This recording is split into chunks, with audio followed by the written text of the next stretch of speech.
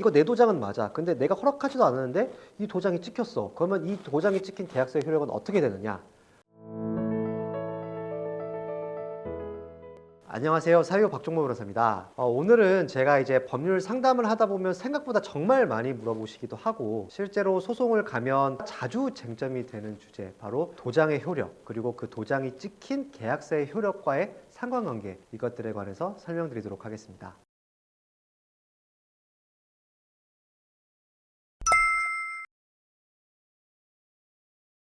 도장이 찍힌 계약서는 당연히 유효합니다. 이 도장의 의미라는 것은 결국에는 내가 이 계약서의 내용에 동의한다라고 해서 쾅 찍는 거잖아요. 뭐 내가 됐든 회사의 대표이사가 됐든 계약서의 내용을 다 읽어봤고 그것에 대해서 온전히 동의를 한다는 취지로 도장을 찍는 것이기 때문에 도장이 찍혀 있으면 계약서는 원칙적으로 유효하게 성립하는 것으로 추정됩니다.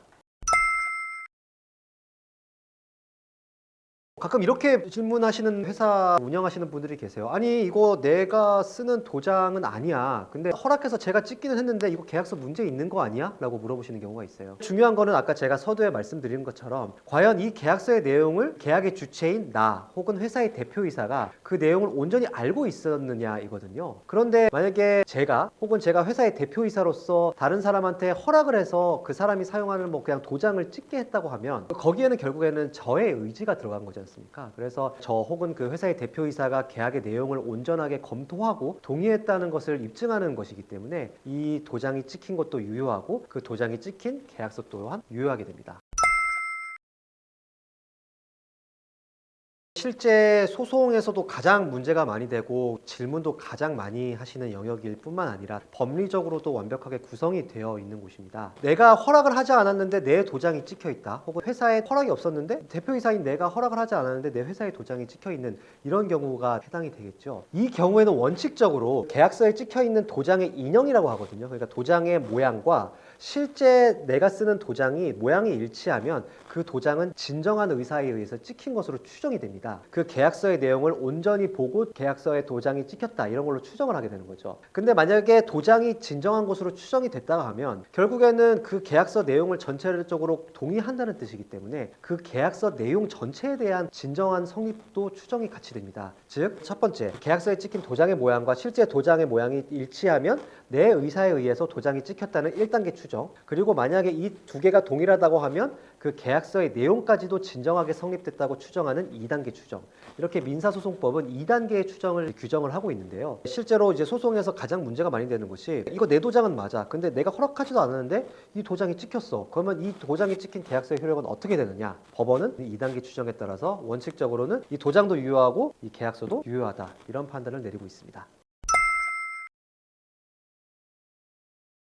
그런데 이렇게 추정만 해버리면 너무나 억울한 상황이 발생할 수가 있겠죠. 내가 혹은 뭐 회사의 대표이사께서 진짜로 동의하지 않았는데 내 도장이 억울하게 찍혀 있을 경우가 있잖아요. 그래서 이러한 추정을 깨트리기 위한 3가지 예외 조건이 있습니다. 첫 번째로는 도장이 위조된 경우입니다. 육안으로 봤을 때는 계약서에 찍혀 있는 도장과 실제 도장이 비슷해 보이기는 하지만 이게 정교한 기술로 위조가 되어서 실제로는 같은 도장이 아닌 경우가 있을 수 있거든요. 그래서 법원에서는 특히나 이제 도장 인형 감정을 통해서 계약서에 찍힌 도장과 실제 도장이 동일한지를 검증을 해서 만약에 동일하지 않다고 하면 처음에 말씀드렸던 2단계 추정이 깨지게 됩니다. 그리고 두 번째 예외는 도장이 무단으로 도용된 경우입니다. 계약서에 찍힌 도장이 내 도장은 맞는데 그러니까 내가 허락하지 않고 누군가가 몰래 이 계약서를 성립시키기 위해서 내 도장을 무단으로 찍은 경우, 그러면 도장 주인인 저로서 너무나 억울하겠죠. 계약서에 내 의지와 다르게 구속될 수밖에 없으니까요. 그래서 이때는 법원에서 이제 이런 주장을 해야 됩니다. 이게 내 도장은 맞아. 하지만 이 도장이 내 의사대로 찍히지 않았어 라는 점을 주장을 해야 되는데요. 이게 실무상으로 조금 어려움이 있습니다. 왜냐하면 내가 허락하지 않았다는 것을 입증한다는 것은 없는 사실을 입증해야 된다는 거거든요. 그 당시에 저희가 업무 처리를 했던 상황, 그리고 뭐 카카오톡, 뭐 문자 메시지, 혹은 뭐 도장을 관리하고 있는 장소를 찍고 있는 CCTV 이런 것들을 확보를 해서 이 도장이 무단 도용이 되었다는 사실을 법원에 입증을 해야 되고 설득을 하면 결국에는 2단계 추정이 번복될 수 있는 한 가지 예외가 될 수 있습니다. 대표이사의 계약서 체결에 대한 의지, 도장의 날인에 대한 의지가 있기 때문에 당연히 유효한 날인 행위, 그리고 그 날인이 이루어진 계약서도 당연히 유효하게 됩니다. 다만 임시도장을 사용했을 경우에는 그 임시도장을 찍기 위해 권한이 부여된 그 업무 범위 내에서만 계약의 효력이 있게 되겠죠. 예를 들면 제가 만약에 회사의 대표이사라고 치면 회사의 대표이사가 직원한테 우리 회사 이름으로 대출을 받기 위해서 100만 원의 범위에서만 이 도장을 찍어와 라고 했는데 직원이 쫄래쫄래 가서 100만 원이 아니라 1000만 원의 대출을 받는 계약서에 서명을 했다는 말이죠. 그러면 이 100만 원에 관해서는 유효한 도장이 되고 유효한 계약서가 되겠지만 그 100만 원을 초과하는 범위에 대해서는 도장의 날인의 효력도 없고 계약서의 효력도 부정이 될 수밖에 없을 것입니다. 특정한 범위를 정해서 도장을 찍도록 만드는 것이 바로 임시용 도장이나 업무 도장인데, 이런 경우도 그 업무 범위를 초과해서 그 도장을 마구마구 찍어버리면 그 도장의 효력도 없어지고 그 도장을 찍은 계약서의 효력도 당연히 인정될 수가 없겠죠. 물론 이제 이게 실무에서 이게 업무용 도장이냐 그리고 임시 도장이냐, 업무용 도장과 임시 도장이 어느 정도의 범위 내에서 찍힐 것을 예정하고 있었느냐를 입증을 해야 되는 문제가 발생을 하기 때문에, 이것은 가급적이면 업무용 도장이나 임시용 도장을 만들 때 수권 범위를 명확하게 문서화하는 것이 추후 분쟁을 방지하는 데 매우 중요한 요소라고 할 수 있겠습니다.